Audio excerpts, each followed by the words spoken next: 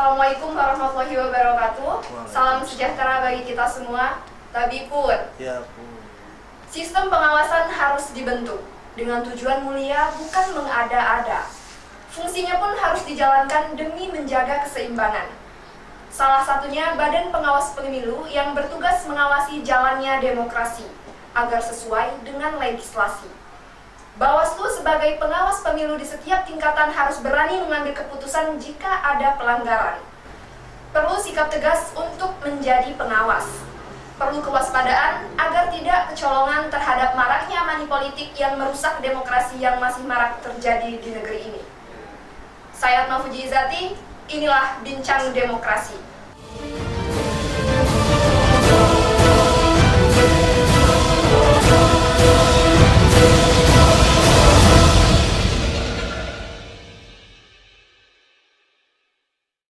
Sudah hadir bersama saya Ketua Bawaslu Pesawaran, Bang Rian Arnando. Terima kasih Bang sudah hadir dan meluangkan waktunya untuk kemudian bisa sharing bersama di Bincang Demokrasi. Sama-sama. Menakar ancaman pilkada panas di tahun 2020. Mungkin untuk prolog awal bisa dijelaskan dulu Bang peran dan wewenang dari Bawaslu itu sendiri. Ya, jadi Bawaslu ini salah satu lembaga penyelenggara pemilu di samping KPU dan DKPP begitu. Jadi Bawaslu ini punya fungsi atau tugas melakukan pengawasan keseluruhan tahapan dari pelaksanaan pemilu, dari mulai pemutahiran data pemilih, kemudian nanti ada pencalonan, kemudian nanti selanjutnya kampanye, pungut hitung, sampai nanti penetapan. Jadi semua tahapan itu diawasi oleh Bawaslu. Ya.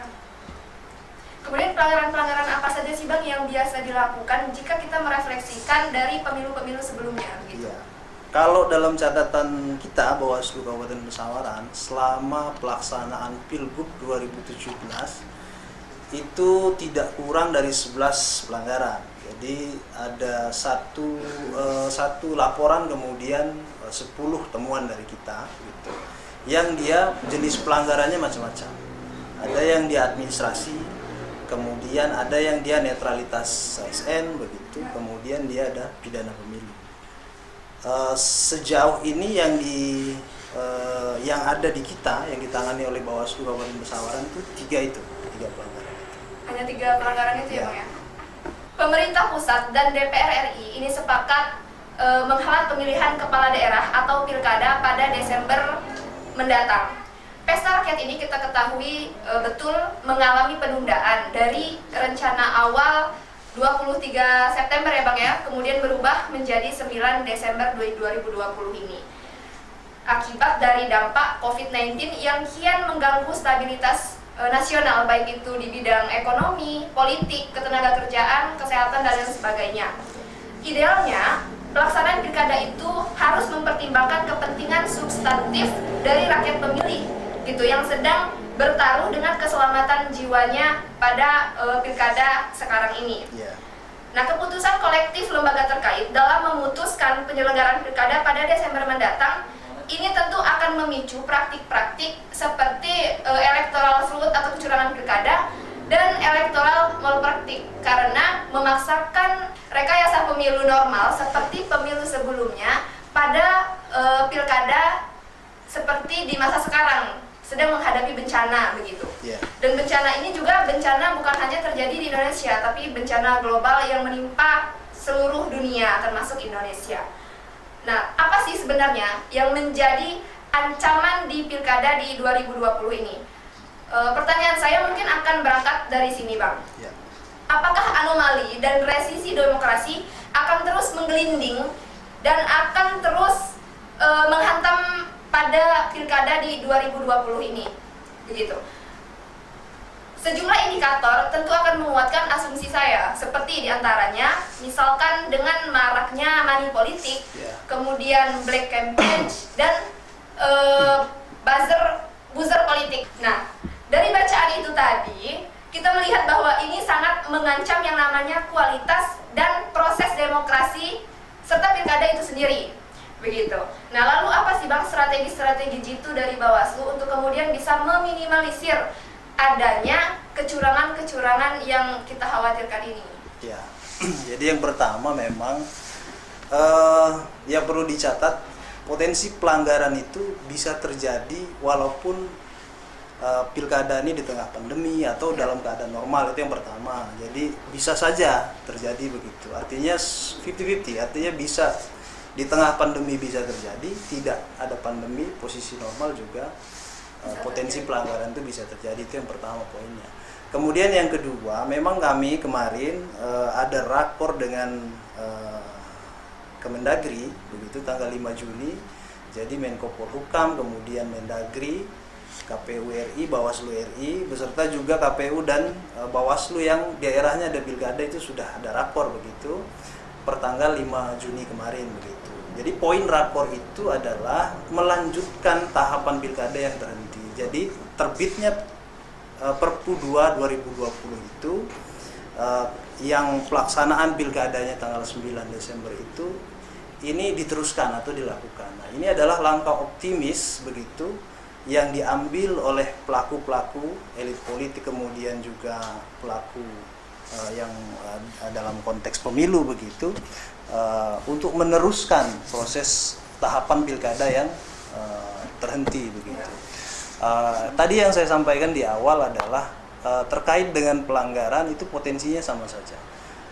Money politik bisa terjadi ketika tidak pandemi, begitu juga pandemi begitu. Tinggal mungkin nanti yang perlu diantisipasi adalah modusnya atau caranya begitu. Netralitas ASN bisa terjadi pada saat posisi kita normal ataupun di tengah pandemi yang seperti ini. Artinya pelanggaran itu potensinya sama saja begitu.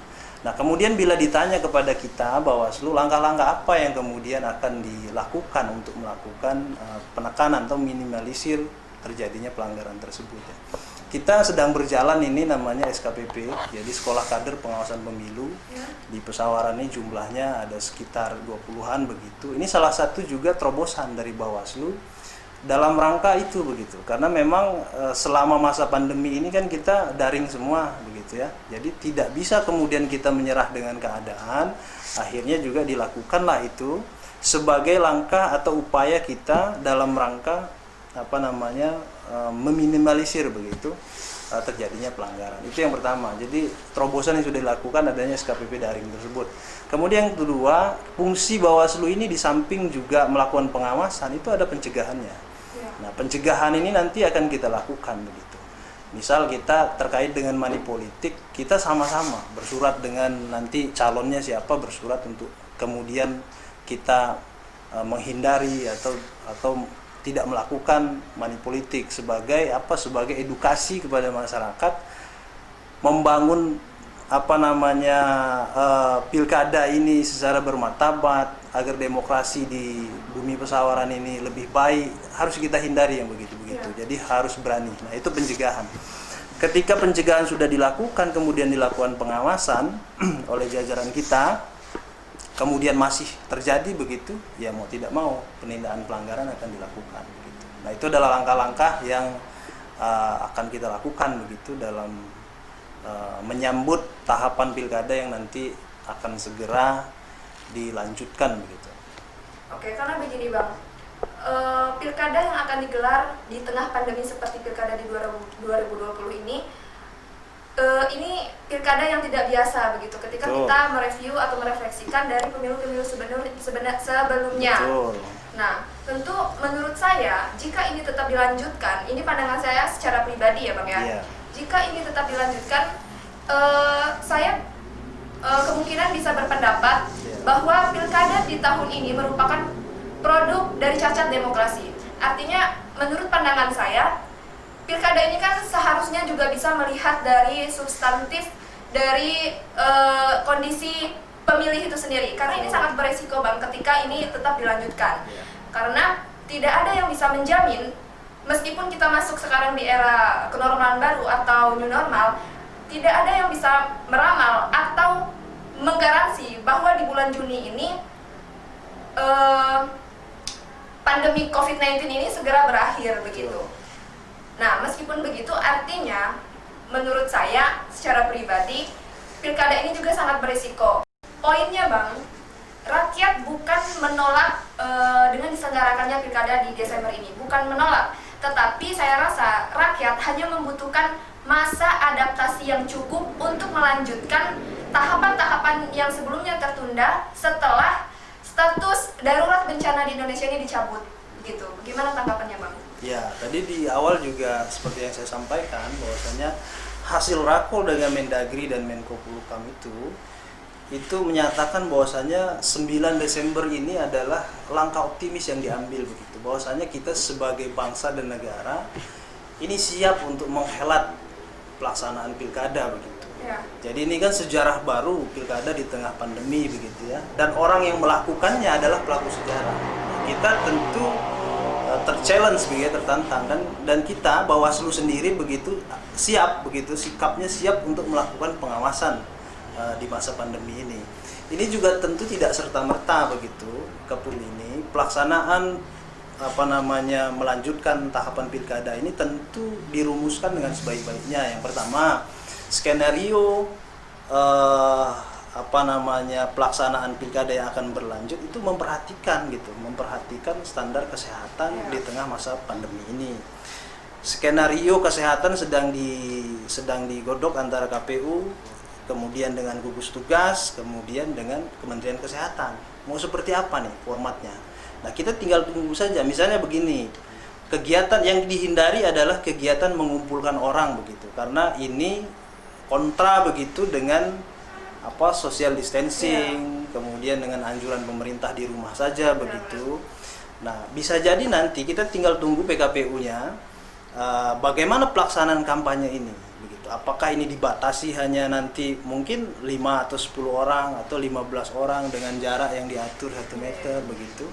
Tetap memperhatikan protokol kesehatan itu, karena keputusan untuk melakukan penerusan tahapan pilkada ini bukan diambil oleh penyelenggara pemilu sendiri begitu, tapi juga berkoordinasi dengan pemerintah dan Komisi 2 sebagai stakeholder yang kemudian mendorong ini bisa dilakukan begitu. Dan ini juga sudah ada saran atau konsultasi dengan gugus tugas yang memang menangani persoalan pandemik ini begitu, dan di Kementerian Kesehatan begitu. Nah, dengan memperhatikan itu, maka kenapa kemudian secara bersama-sama begitu mengambil keputusan atau kesimpulan bahwasanya ini memungkinkan dilakukan per tanggal 9 Desember begitu, sesuai dengan Perpu yang sudah terbit begitu. Itu yang saya bisa respon begitu. Artinya tidak kemudian mengabaikan kondisi hari ini yang di tengah pandemi seperti ini begitu. Oke, sebagai langkah optimis ya Bang ya, dengan kata lain kita ini ingin berdamai gitu dengan virus corona. Bagi orang yang punya IHB tinggi mungkin bisa aman saja gitu, bisa minum air banyak kali ya Bang biar aman. Ya mungkin. Setelah upaya-upaya yang dilakukan Bawaslu untuk meminimalisir adanya kecurangan-kecurangan tersebut, jika seandainya di lapangan tetap ditemukan begitu, setelah Bawaslu ini melakukan pencegahan gitu Bang, di lapangan ternyata masih saja banyak ditemukan pelanggaran-pelanggaran. Apa sih Bang sanksi yang tegas yang akan dilakukan oleh Bawaslu kepada si pelanggar? Ya kalau kita dalam Bawaslu ini kan pelaksana undang-undang gitu ya. Jadi yang jadi panglimanya atau jenderalnya itu undang-undang.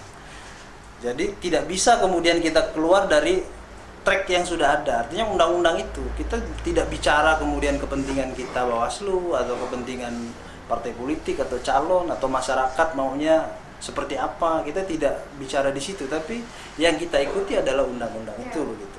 Kalau misalnya undang-undang menyatakan bahwasanya itu adalah jenis pelanggaran, maka ditindak begitu. Kemudian Bang, apa sih Bang indikator keberhasilan dari kinerja Bawaslu dalam mengawasi jalannya pilkada di 2020 ini? Apakah dengan banyaknya menemukan pelanggaran di lapangan atau malah sebaliknya? Ya, itu bisa jadi salah satu indikator. Artinya menemukan banyak pelanggaran itu juga indikator keberhasilan. Tetapi juga langkah baiknya begitu ketika misalnya pelanggarannya minim, berarti kan pencegahannya berjalan dengan baik. Ketika misalnya masyarakat atau peserta pemilu, calon ini kemudian tim kampanye, kemudian ASN itu tidak melakukan pelanggaran, itu juga indikator begitu. Jadi pelanggaran yang banyak kemudian ditangani itu juga indikator, tidak terjadi pelanggaran juga indikator. Artinya itu bisa jadi begitu dua-duanya. Tetapi kalau menurut saya adalah indikator keberhasilan dari Bawaslu ini adalah ketika semua tahapan pilkada itu terawasi, tidak ada yang terlewatkan satu pun begitu dari seluruh tahapan, dari mulai nanti yang kita mau teruskan ini masuk tahap pemutakhiran data. Maka fokus kita adalah menjaga hak pilih masyarakat. Jangan sampai kemudian masyarakat atau warga negara Indonesia yang memang sesuai dengan undang-undang dia punya hak pilih, jangan sampai kemudian tidak tidak mendapatkan hak pilihnya itu begitu. Begitu juga dengan tahapan-tahapan yang lain. Jadi semuanya harus terawasi. Nah, itulah kalau menurut kami begitu, menurut saya pribadi indikator keberhasilan dari kinerja Bawaslu. Untuk mencapai harapan atau target dari Bawaslu itu sendiri, tentunya Bawaslu juga membutuhkan dukungan dari semua pihak gitu Bang. Baik itu kepada media, pasangan calon yang akan maju, partai politik dan pemilih pada umumnya gitu. Harapannya apa Bang? Ya, tentu benar tadi yang disampaikan oleh Mbak Atma, bahwasanya tentu kita tidak bisa kemudian bekerja sendiri begitu, karena pemilu ini atau pilkada yang akan kita lakukan ini itu tidak bisa kemudian selesai dengan Bawaslu sendiri begitu. Yang pertama secara psikologi saya ingin katakan bahwasanya masyarakat Pesawaran atau kita semua ini ini bukan barang pertama gitu. Pilkada ini sudah kesekian kali. Kalau saya tidak salah ini masuk ketiga begitu. Jadi pilkada ini bukan barang baru, artinya sudah pernah dilakukan. Jadi kita biasa-biasa saja begitu. Jangan kemudian ada ketakutan atau mungkin ada pikiran yang tidak baik begitu. Ini sudah pernah kita lakukan, tinggal nanti catatan-catatan yang pilkada dulu, apa-apa yang kira-kira misalnya tidak baik itu yang kita benahi begitu. Nah, ini tadi betul yang dibilang Mbak Atma, kita tidak bisa melakukan ini sendiri. Tentu penyelenggara, bukan hanya Bawaslu ya, KPU juga itu tidak bisa melakukan hal sendiri. Tentu perlu dukungan dari pemerintah daerah, stakeholder yang lain. Tentang keamanan perlu dukungan dari TNI Polri begitu. Dan yang menjadi penting adalah dukungan masyarakat semua begitu. Agar pelaksanaan pilkada bisa berjalan dengan baik. Contoh misalnya terkait isu penting yang memang jadi sorotan kita di Bawaslu, money politik misalnya. Ini kan kadang-kadang begitu ya, omongan di tengah-tengah masyarakat, ya kadang-kadang budaya kita jadi permisif gitu. Jadi permisif itu memaklumi begitu. Memang masanya ini pilkada, masanya orang-orang pejabat-pejabat itu sedekah begitu. Jadi terima-terima saja. Persoalan kemudian nanti memilih siapa, itu persoalan lain. Ini ada benarnya tapi salah begitu perkataan ini. Jadi yang benar itu kalau misalnya harapan kami sih masyarakat bisa, dan kita semua begitu ya, bisa melakukan sosialisasi ke tengah-tengah masyarakat ya, agar menghindari money politik itu, kemudian tidak melakukan isu sara begitu, karena itu juga sebagai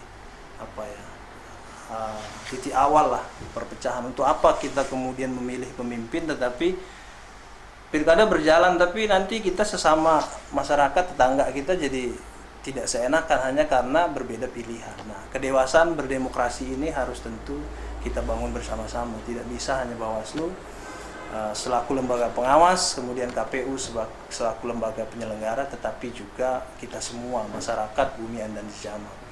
Jadi bagaimana Bang kesiapan dari Bawaslu sendiri sebagai lembaga pengawas jalannya pilkada di 2020 ini? Karena di 2020 ini mau tidak mau sebagai langkah optimis yang seperti Abang bilang tadi, kita akan menyelenggarakan pilkada di Desember di masa pandemi. Ya, kalau statement kelembagaan dari tadi di awal juga saya sampaikan bahwasanya secara hierarki dari Bawaslu RI sampai kabupaten, kita siap untuk melakukan pengawasan semua tahapan pilkada yang akan dimulai lagi begitu. Tinggal nunggu PKPU keluar, ini start, ini dimulai. Nah, begitu. Jadi kita menunggu itu, nanti ada pengaktifan jajaran kami di tingkat kecamatan, kemudian di tingkat desa begitu.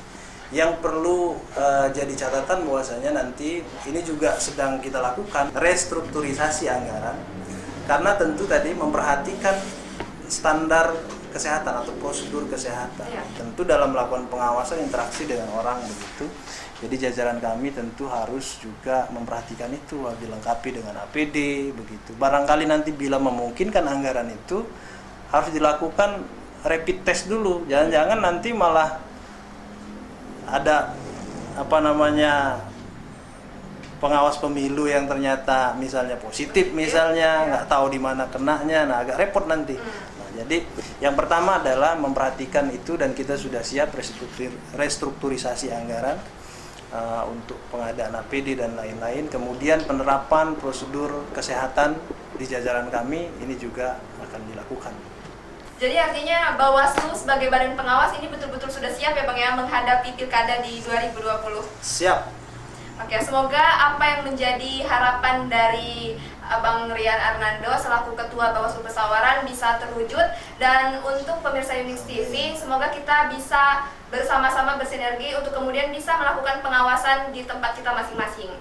Mudah-mudahan tetap diberikan kesehatan dan umur yang panjang ya Bang ya untuk dapat melakukan tugas sampai dengan selesai. Terima kasih atas waktunya, terima kasih untuk Anda pemirsa Unix TV yang telah menyaksikan Bincang Demokrasi ini sampai dengan selesai.